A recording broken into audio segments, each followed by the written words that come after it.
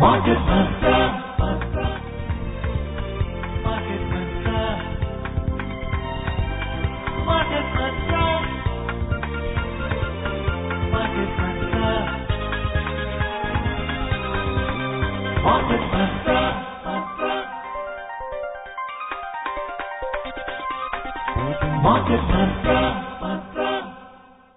Good evening and welcome to the Sunday edition of Market Mantra, in which we give you a complete update on the economic, business and stock market news of the day. Today we'll also be taking calls from you, our listeners, on mutual funds and matters related with them. But please ensure that you do not ask any specific related questions, stock-related questions. The numbers to call us on are 23314444, 23717106 or 23421050. And those of you who would be calling us from outside Delhi, please prefix 011. My name is Rajesh Lake and with me is my co-anchor in Hindi, Harsh Ranjan. नमस्कार, हाजिर हैं market मंत्र के एक और ताजा अंक के साथ। इस कार्यक्रम में देश विदेश की आर्थिक खबरों पर हम नजर डालेंगे। साथ ही दिन रविवार का है और आज के दिन हम खास तौर पर म्यूचुअल फंड से संबंधित सवालों को आपसे आमंत्रित करते हैं। म्यूचुअल फंड से संबंधित, इसके पोर्टफोलियो से संबंधित कोई भी आपके सवाल हो, जरूर बेहिचक हमसे पूछें। हमारे एक्सपर्ट धीरेन्द्र कुमार आपके सवालों का जवाब देने के लिए उपस्थित होंगे और आप जिन नंबरों पर कॉल करें वो नंबर हैं 23314444, 23-717-106, 23-42-10-50, तीनों नंबर दिल्ली के, और 011 कोड लैंडलाइन के पहले आप जरूर लगाकर हमसे सवाल पूछें। और अब स्वागत कर लेते हैं धीरेन्द्र का। धीरेन्द्र, आप लाइन पर मौजूद हैं, आपका बहुत बहुत स्वागत। Warm welcome Dhirendra. धन्यवाद आपका, थैंक यू राजेश। शुरू करते हैं मार्केट मंत्रा। सबसे पहले हेडलाइंस अंग्रेजी में। Prime Minister Narendra Modi says centre's policy for the development of northeastern region of the country is act fast and first for the northeast. And foreign investors pump in more than 8,600 crore rupees in the Indian capital market so far this month. प्रधानमंत्री नरेंद्र मोदी ने कहा है कि सरकार look east नीति से act east नीति पर और अब इससे बहुत आगे act fast for North East और act first for North East नीति पर आ गई है। और पोर्टफोलियो निवेशकों ने भारतीय पूंजी बाजारों में 8,600 करोड़ रुपए से अधिक का निवेश किया।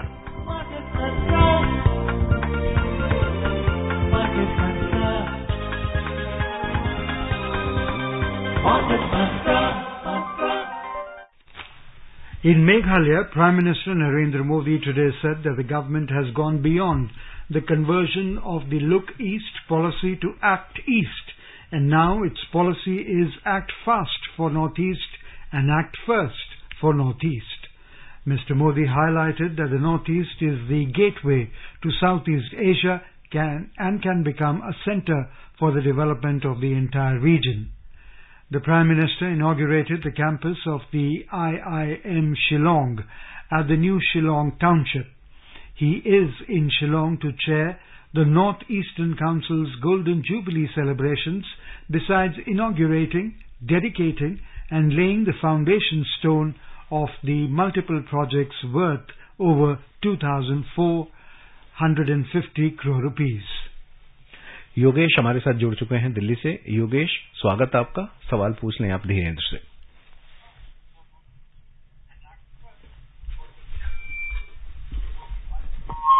जी जी योगेश, आप पूछ लें सवाल।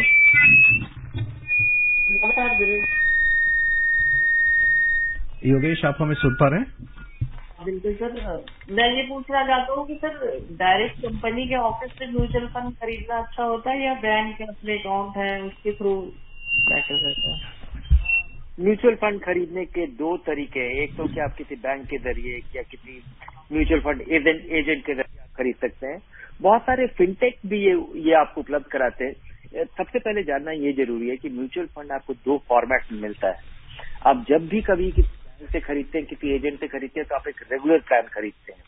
अगर आप सीधे फंड कंपनी से आप म्यूचुअल फंड का चुनाव खुद करें, आपको सलाह की जरूरत नहीं है, तो आप डायरेक्ट प्लान में इन्वेस्ट कर सकते हैं और डायरेक्ट प्लान का खर्चा कम होता है। ये आधे से 1% का अंतर होता है रेगुलर प्लान और डायरेक्ट प्लान के खर्चे में, तो इसका फायदा मिलता है। तो अब अगर छोटा जवाब आपके सवाल का कि फंड कंपनी से अगर आप फंड का चुनाव खुद कर लेते हैं तो फंड कंपनी से सीधा खरीदना आपके लिए बेहतर होता है, क्योंकि ये एक सस्ता प्लान है। Okay. Dhiren, what are, if a person who's not well known to the way the mutual funds operate, how would you advise them to invest in mutual funds? What are the steps that they should follow? The first step is to, decide yourself. What is the, what is the period of your investment? Because many a time, choosing the appropriate right kind of fund is the most important first step. And for that, the important, the only determinant is if you have the money for 1 year, or if the money is for 5 years, or if the money is for 15 years. Depending on that, you can choose the right category. Then other things, and 3-4 kind of fund can actually fulfill the needs of most investors, and only based on experience. And after you have accumulated something substantial, that you need to plan more sophisticated things. But to begin with, decide your time frame, choose a fund, start with a aggressive hybrid fund to begin with for your long-term money, and invest in an equity fund after 1-2 years after you get used to it. अगले collar Jitendra हमारे साथ हैं दिल्ली से। जितेंद्र, आपका स्वागत है। अपने mutual fund से संबंधित सवाल पूछें। हाँ, हेलो जी। हाँ सर, हमारा प्रश्न है कि जो फिक्स मैच्योरिटी प्लान है वो क्या होता है? जैसे कई निकला हुआ है आदित्य बिरला में, HDFC में 2029-30 उसका मैच्योरिटी दिखाता है, तो ये है क्या फिक्स मैच्योरिटी प्लान? पहला ये। और दूसरा सर, मेरा इच्छा हो रहा है कि स्टॉक मार्केट में मेरा जो इन्वेस्टमेंट है उसको धीरे धीरे सेल करके और म्यूचुअल फंड से ही के रूट के थ्रू जाए। जी, फिक्स मैच्योरिटी प्लान एक फिक्स डिपॉजिट की तरह का एक म्यूचुअल फंड है। इसमें लगा हुआ पैसा एक ऐसे बॉन्ड में इन्वेस्ट होता है जिन सब का जिस अवधि का ये FMP आ रहा है, 3 साल का होगा या 37 महीने का होगा। अक्सर आप देखते होंगे कि, और ये फंड ऐसे बॉन्ड खरीदता है जो कि इसके मैच्योरिटी डेट पे सारे मैच्योर करेंगे। तो इसका फायदा ये होता है कि फिक्स मैच्योरिटी प्लान खरीदते समय आपको अंदाज हो जाएगा कि इस फंड पे कितना रिटर्न मिलेगा, क्योंकि उन बॉन्ड्स पे जो अवेलेबल रिटर्न है वो पूरी तरह से ये फंड डिराइव कर पाता है। क्योंकि फिक्स मैच्योरिटी प्लान एक खास अवधि के लिए खुलता है, लोग इसमें पैसा लगाते हैं और इसके मैच्योरिटी तक वो नहीं बेच सकते हैं। इस वजह से बाजार में बीच में अगले 2-3 साल तक जब वो फिक्स मैच्योरिटी का जो मैच्योरिटी डेट है उसके बीच में बाजार में कुछ भी हो जाए, ब्याज दरें बहुत बढ़ जाए, ब्याज दरें घट जाए, इनका NAV भले ही कम हो जाएगा लेकिन इसके टर्मिनल वैल्यू पे उसका असर नहीं पड़ेगा, क्योंकि वो फंड अपने उस यील्ड को डिराइव कर पाएगा। वो जो कूपन है उसको डिराइव कर पाएगा। कूपन मतलब वो इंटरेस्ट जो कि हर एक बॉन्ड पे मिलता है किसी बॉन्ड पे। तो FMP ये है। और जो आपका दूसरा प्रश्न था कि आप सोच रहे हैं कि अपने इक्विटी इन्वेस्टमेंट्स को धीरे धीरे बेच करके आप म्यूचुअल फंड में इन्वेस्ट करना चाहते हैं। अगर मेरी हमेशा ये सलाह होती है कि अगर आपके पास समय है, अगर आपके पास इच्छा है और अगर आपके पास जानकारी भी है, ये इंटरेस्ट भी है कि आप बैलेंस शीट पढ़ेंगे, क्योंकि केवल बेसिक टिप के आधार पे, बेसिक जानकारी के आधार पे कुछ हल्का फुल्का पढ़ करके स्टॉक्स में इन्वेस्ट नहीं करना चाहिए। और अगर ये सब चीज आपके पास उपलब्ध नहीं है, अगर आपके पास समय नहीं है या आप बैलेंस शीट नहीं पढ़ने में सक्षम है या आप डिटेल, क्योंकि इक्विटी इन्वेस्टमेंट लंबे समय का बहुत ही बारीक कारोबार है। ये खरीदना बेचना बहुत आसान हो गया है, इसलिए लोगों को लगता है कि स्टॉक मार्केट में इन्वेस्ट कोई भी कर सकता है, और सचमुच में कोई भी कर सकता है। लेकिन अगर समझ करके किया जाए, विश्वास के साथ किया जाए और इससे फायदा उठाने के लिए वो समझ और विश्वास जरूरी है, तो उसके लिए उसमें समय लगेगा। और अगर वो आपके पास समय नहीं है तो ये अच्छा विचार है कि आप एक म्यूचुअल फंड में अपना पैसा आप वहां से शिफ्ट करना चाहते हैं। धीरेन्द्र, हमारे एक श्रोता जानना चाहते हैं कि बाजार में इतने तरीके के फंड्स उपलब्ध हैं, इतने फंड हाउसेज हैं, उन्हें डेट फंड में, सेफ फंड में इन्वेस्ट करना है, डेट में करें, हाइब्रिड में करें, और कौन से फंड का चुनाव करें? जैसा मैं बताता रहता हूं कि बहुत तरीके के फंड है, 36 तरीके के फंड तो ऑफिशियली ओपन एंड फंड है, लेकिन अधिकतर निवेशकों की जरूरत 4-5 तरीके के फंड से पूरी हो जाती है। मैं वो गिनवा देता हूं कि क्या है। अगर आप लंबे समय के लिए पैसा लगा रहे हैं और आपको टैक्स की बचत हो सकती है, तो पहला पड़ाव आपका होना चाहिए टैक्स सेविंग फंड। उसमें लगाइए। इसमें आमतौर पे आपको निराशा नहीं होती है, क्योंकि लगाने के बाद 3 साल तक आप पैसा नहीं निकाल पाते। 3 साल तक नहीं निकालने की वजह से लोगों को अक्सर इस इक्विटी फंड में आपको फायदा हो जाता है, आपको फायदा ही होता है। बहुत कम ओकेजन है जिसमें कि 3 साल की होल्डिंग के बाद और ये पैसा आपका लगा रह सकता है। तो अगर आपको केवल आप साल में 1.5 लाख रुपया ही बचा सकते हैं, उससे आपको टैक्स की छूट मिलती है, टैक्स सेविंग फंड से आगे मत बढ़िए। आप पहली बार निवेश कर रहे हैं, टैक्स सेविंग आपके लिए जरूरी नहीं है, लंबे समय का आपका निवेश है, तो आपको अग्रेसिव हाइब्रिड फंड में लगाना चाहिए, क्योंकि ये आपको एक स्टेडी तरीके से बाजार में एंट्री का एक व्हीकल देते हैं। यहाँ पे बाजार की गिरावट का उतना असर नहीं होता है, क्योंकि 1/4 पैसा कम से कम फिक्स्ड इनकम में लगा रहता है, और अगर बाजार बढ़े तो ये ठीक ठाक पार्टिसिपेट भी कर पाता है, जो कि एक शुरुआती निवेशक के लिए बहुत जरूरी है।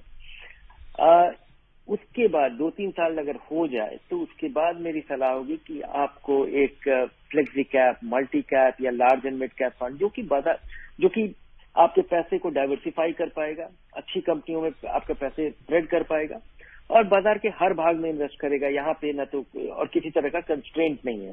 एक ऐसा फंड जो कि 5 साल जिसका हिस्ट्री हो, गिरते चढ़ते बाजार में ठीक ठाक जिसका प्रदर्शन हो और हर जगह लगाने की आजादी हो। इन 3-4 फंड से अधिकतर निवेशकों का लंबे समय का निवेश की जरूरत पूरी हो जाती है। उसके अलावा अगर आपको किसी फिक्स्ड इनकम में पैसा लगाना है तो निवेशकों को यहाँ पे भी 16-17 तरीके के फंड हैं और ये किसी भी निवेशक को कंफ्यूज करने के लिए काफी है। इसलिए मेरी सलाह होगी कि यहाँ पे आपको अपना फोकस बहुत ही शॉर्ट ड्यूरेशन फंड, लो ड्यूरेशन फंड और ये अल्ट्रा शॉर्ट ड्यूरेशन फंड, केवल इनमें ही पैसा लगाना चाहिए। यहाँ पे थोड़ा कम रिटर्न मिलता है, लेकिन बड़ी आजादी होती है। जब चाहे, जब इच्छा हो पैसा निकाल लीजिए। डिपॉजिट से इस अवधि के आपको बेहतर रिटर्न मिल पाता है और इनके चुनाव में आप देख लीजिए कि किनका खर्चा सबसे कम है और ज्यादा कंसिस्टेंट परफॉर्मेंस है। Joining us from Mumbai, we have Ashish with us. Ashish, a warm welcome. Please ask your question. I want to ask, in current scenario where a mutual fund SIP every month is going up high and high, I have read somewhere that people also are starting now booking profits in mutual fund and then again re-entering when market is down. So is that possible in mutual funds? So we have seen this in share market, but in mutual fund, is that possible? And if yes, what is your views on this? My view is that, if you can do it, one must do it, but it is very difficult to do it. And market is extremely unpredictable. When we look at the last 25, 30, 40 years, there are phases of market when the market keeps going up. So if the market keeps going up the way it happened from 2003 to 2008, which was one of the biggest historic gains in the shortest possible period in India, that is a time when, if somebody was trying to enter low by realizing profit, because the Sensex went up from, something like 3,000 points to 20,000 points and never gave an opportunity of, so people sold because they thought that, this is way too much. This is more than they expected. And after that, they will enter at a higher level. So markets can be quite erratic. I would say that you have far greater control on what is your investment plan, your time frame. And if your accumulation has become very big, maybe think of an asset allocation plan and rebalancing your money. Because assuming your money has become substantial, 50 lakh rupees, 1 crore rupee, by way of, putting small capital and that turning into a meaningful sum of money. Maybe decide that 25% of your money should be in fixed income and make sure that every year you are able to rebalance it to 25%. That is the methodical way of realizing gains without missing the huge opportunity. In that case, it will not be a very knee-jerk thing. If the market keeps going up, 75% of your money will be in equity. And if it keeps going up, it will give you an opportunity to take your money from equity to fixed income every year. If there is an interim correction, you will be able to move money from fixed income to equity because 75% in equity would have come down. We are taking calls from you, our listeners, on mutual funds and any matter that's related with it. And you can call us direct on these three numbers, 23314444, 23717106 or 23421050. अगले collar Suresh हैं हमारे साथ जुड़े हुए नोएडा से। आपका स्वागत है सुरेश जी। धीरेन्द्र जी को मेरा नमस्कार। नमस्कार सर, मैंने कुछ इन्वेस्टमेंट की हुई है म्यूचुअल फंड की स्कीम में, जिसमें 10-12 फंड हैं और इसमें कई तरह के फंड हैं, मोस्टली इक्विटी फंड्स और बैलेंस फंड हैं जी। सर, तो अब थोड़ा मेरे को इस महीने में कुछ रिडम्पशन करना था, लेकिन सडनली पिछले 1 वीक में मार्केट काफी गिर गई है, तो फिर भी मुझे महीने के अंत तक कुछ पैसों की आवश्यकता है। तो सर, आपका क्या सुझाव रहेगा, मुझे किस टाइप के फंड का चुनाव करना चाहिए रिडम्पशन के लिए? लार्ज कैप, मिड कैप या फ्लेक्सी कैप या हाइब्रिड फंड? इनमें से कौन से फंड्स का चुनाव करूं मैं रिडम्पशन करने के लिए? और नहीं, ये इतना आसान सवाल नहीं है, क्योंकि इसके बहुत सारे कारण हो सकते हैं। बचा हुआ पैसा अगर आपको उसकी जरूरत नहीं पड़ेगी, तब आपका स्ट्रैटेजी अलग होना चाहिए। सबसे पहले मेरी सलाह होगी कि जो आपके सबसे कमजोर फंड हैं उन्हें बेचिए, क्योंकि आमतौर पे ऐसा होता है कि जो आपका विनर है उसे आप बेच देते हैं और अपने रिलेटिवली छोटे विनर या लूजर को आप होल्ड करते हैं इस उम्मीद में कि वो विनर हो जाएगा। नहीं, इसका उल्टा कीजिए, विनर को बेचिए। लेकिन ये सब कुछ निर्भर इससे करता है कि बचा हुआ पैसा आपको कब जरूरत पड़ेगी। और सबसे इम्पोर्टेंट चीज जो कि बाकी सारे श्रोताओं के लिए जरूरी है कि आखिरी महीने तक जब पैसे की जरूरत हो और जब ये आप जान जाएं, तो आखिरी महीने में इंतजार न करें। अभी तो थोड़ी बहुत गिरावट हुई है, लेकिन कई बार ऐसी स्थिति बनती है 5-7 दिन 10 दिन में बाजार बहुत गिर जाए, धाराशायी हो जाता है। वैसी स्थिति में आप बहुत निराश होंगे अगर किसी खास मकसद के लिए जरूरत है, क्योंकि जिस तरह से आप सिस्टमैटिक इन्वेस्टमेंट प्लान करते हैं, हर महीने पैसा लगाते हैं, अगर आपको इस महीने 1 लाख रुपए की जरूरत है, मेरी सलाह होगी कि भविष्य में कभी ऐसी जरूरत हो तो आप 3-4 महीने पहले से 25,000 रुपए हर महीना या 20,000 रुपए हर महीना 5 महीने तक निकालिए। उससे आपको ये निराशा नहीं होगी और आप बाजार पे निर्भर नहीं रह सकते आखिरी समय तक। धीरेन्द्र, आपने बहुत बड़ी और अच्छी बात की कि पैसे लगाना म्यूचुअल फंड में जितना इम्पोर्टेंट है, निकालना उससे कहीं ज्यादा इम्पोर्टेंट है। और जब आपकी जरूरत हो तो अचानक उसी दिन उसी हफ्ते न निकालें, बल्कि 3-4 महीने पहले से ही निकालते रहें। अगले कॉलर है हमारे साथ प्रभज्योत दिल्ली से। प्रभज्योत, स्वागत है आपका। नमस्कार सर, धीरेन्द्र साहब को नमस्ते। सर, मैं आपका प्रोग्राम बहुत टाइम से सुन रहा हूँ। मेरा एक क्वेश्चन है, मैं ये जानना चाहता हूँ, मैं रिटायर्ड हूँ, सीनियर सिटीजन, और मैं मंथली मतलब किसी तरीके से इनकम चाहता हूँ, तो म्यूचुअल फंड का ऐसा कौन सा है जिसके अंदर मेरे को लगाना चाहिए और मेरा पैसा सिक्योर भी रहे और जब मैं चाहूँ निकाल भी सकूँ? किसी भी म्यूचुअल फंड में लगा के आप हर महीने कुछ पैसा निकाल सकते हैं। आप एक स्टैंडिंग इंस्ट्रक्शन दे सकते हैं कि हर महीने मुझे इतना पैसा दे दीजिए, लेकिन इसकी बारीकियां कुछ और है। इसकी बारीकी ये है कि आपको कितने पैसे की जरूरत है और आप कितनी पूंजी लगाना चाहते हैं। आमतौर पे अगर मैं एक उदाहरण दे रहा हूं और एक बड़ा सा मैं रकम बता रहा हूं इसलिए ताकि मुझे मेंटल कैलकुलेशन करने में सुविधा हो, लेकिन आप उसको 4 से 5 से डिवाइड करके आप अपने अमाउंट पे अराइव कर सकते हैं या उसको मल्टीप्लाई करके कर सकते हैं। मान लीजिए कि आपके पास 1 करोड़ रुपया है और आपको पैसे की जरूरत है 50,000 रुपए महीने की, तो ये काम आपका बहुत आसान हो जाता है। आप अगर किसी इक्विटी फंड में भी पैसा लगा देंगे और हर महीने 50,000 रुपया सिस्टमैटिक विड्रॉल प्लान के जरिए आपके पास आएगा, आपका पैसा बढ़ता भी रहेगा, अगले साल आप 50,000 रुपए को बढ़ा करके शायद 55,000 भी कर पाए, और क्योंकि आपकी पूंजी बढ़ गई होगी और आप 50,000 रुपए हर महीने क्योंकि आप 1 करोड़ रुपए पे 50,000 रुपए महीना, अर्थात ये 6 लाख रुपए का सालाना विड्रॉल हो गया, जो कि 6% हुआ। ये मुझे उम्मीद है कि लंबे समय में इक्विटी का रिटर्न इससे बेहतर होगा। इसलिए आपका, और अगले साल अगर ये पूंजी जो आपका बचा हुआ है वो अगर बढ़ जाता है, तो आप उस बढ़े हुए रकम के 6% को 12 से भाग दे करके वो रकम निर्धारित कर दीजिए। तो आप हर साल अपने आमदनी को महंगाई के हिसाब से बढ़ा भी पाएंगे।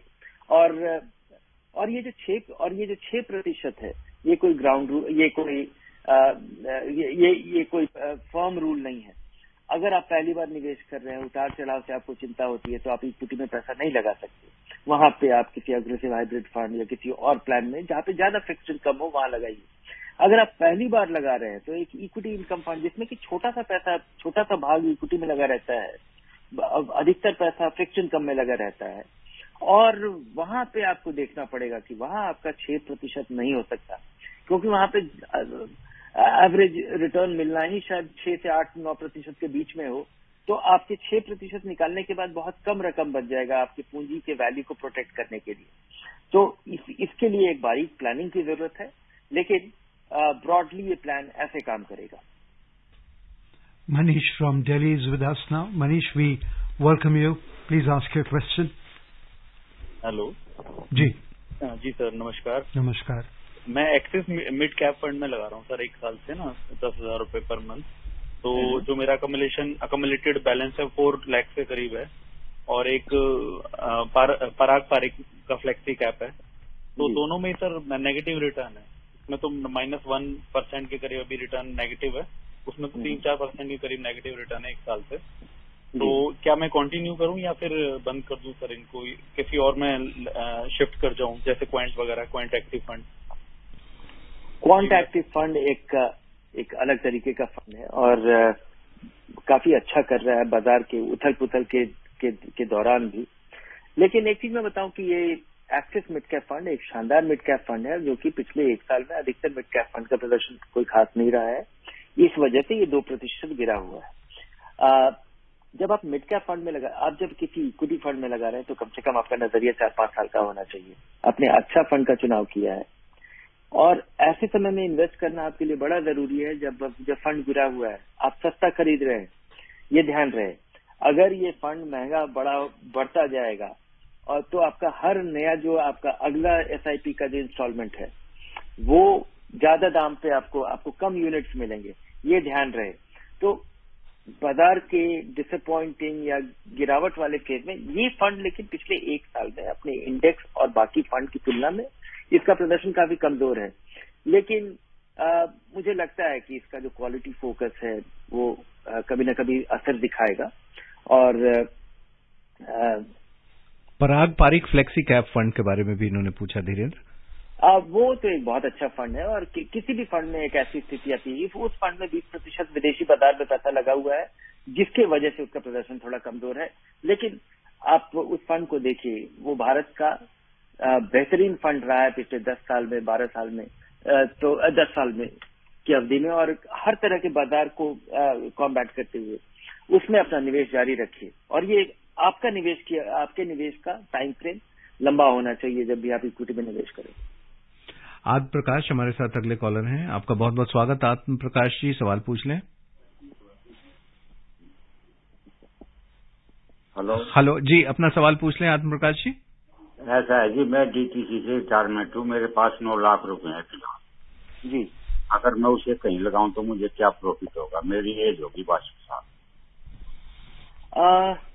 9 लाख रुपए और DTC से आपको निश्चित आमदनी चाहिए। मेरी आपको सलाह होगी कि आप 1 या 2 लाख किसी अच्छे फंड में पैसा लगाएं, किसी डाइवर्सिफाइड फंड में, और बाकी पैसा सीनियर सिटीजन सेविंग स्कीम, जिससे आपको निश्चित आमदनी, आपकी पूंजी सुरक्षित रहेगी। वो कभी और भारत में उससे ज्यादा सुरक्षित कोई सेविंग स्कीम नहीं होगा। और वहां पे बाकी फिक्स्ड इनकम की तुलना में सबसे ज्यादा रिटर्न आज आपको मिल पाता है, जो कि गारंटीड है। तो 5 लाख रुपया या 6 लाख रुपया लगाइए सीनियर सिटीजन सेविंग स्कीम में, 3 लाख रुपया, 2-3 लाख रुपया लगाइए एक ऐसे इक्विटी फंड में, जिससे आपको पैसा नहीं मिलेगा, और वहां पे आपको इस 7-7.25% के रिटर्न से भी ज्यादा रिटर्न मिल पाएगा, तो वो जो रकम है वो आपकी पूंजी को के वैल्यू को प्रोटेक्ट करने में मदद करेगा। यहाँ से आप इनकम डिराइव कीजिए। From Mumbai, we are joined by Sanjay. We welcome you, Sanjay. Please ask your question. Sir, my question is how to use value research star rating in buying and selling mutual funds. Use value research star rating as an eliminating factor when you choose a fund category. When you decide to invest in a fund, you should first look at what is your investment time frame. Choose the appropriate category.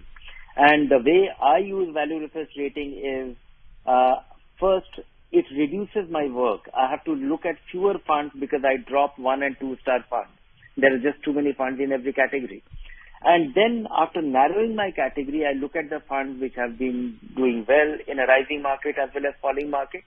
And that's the way to use it. But value research rating is of limited use because rating is based on past performance.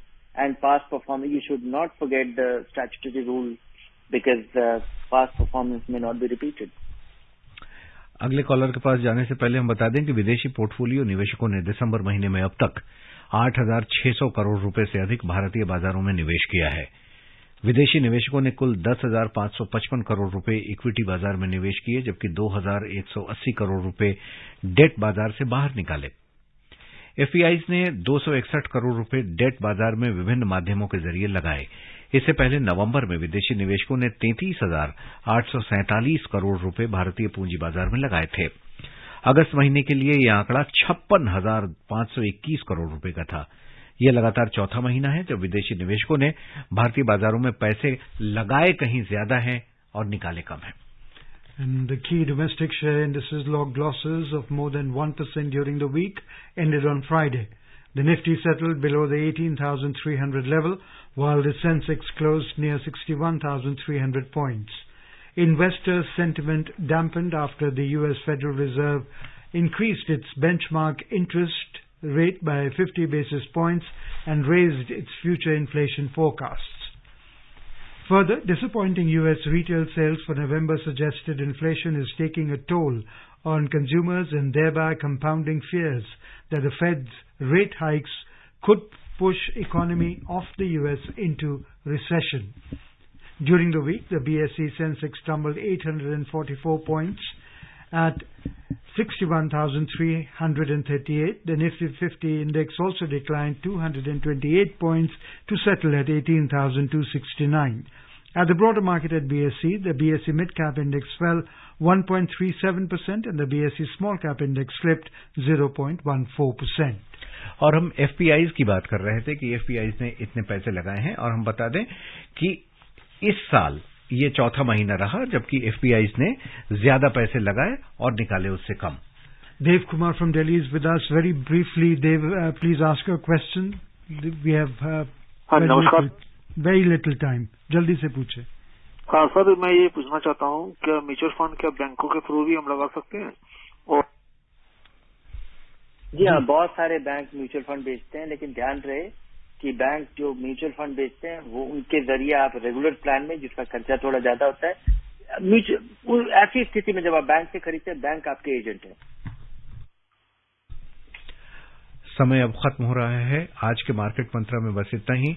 श्रोताओं, आपने सवाल पूछे, आपका बहुत बहुत शुक्रिया, और धीरेन्द्र आपने जवाब दिए, इसमें शामिल हुए, आपका भी बहुत बहुत धन्यवाद। Thank you, Dhirendra, for being with us. And before we close, the headlines once again. Prime Minister Narendra Modi says Centre's policy for the development of northeastern region of the country is act fast and act first for the northeast. And foreign investors pump in more than 8,600 crore rupees in Indian capital markets so far this month. आज के लिए बस इतना ही। कल शाम 6:30 बजे फिर आपसे मुलाकात होगी मार्केट मंत्र के एक और उनके साथ। तब तक हम सबको इजाजत दीजिए। नमस्कार। नमस्कार।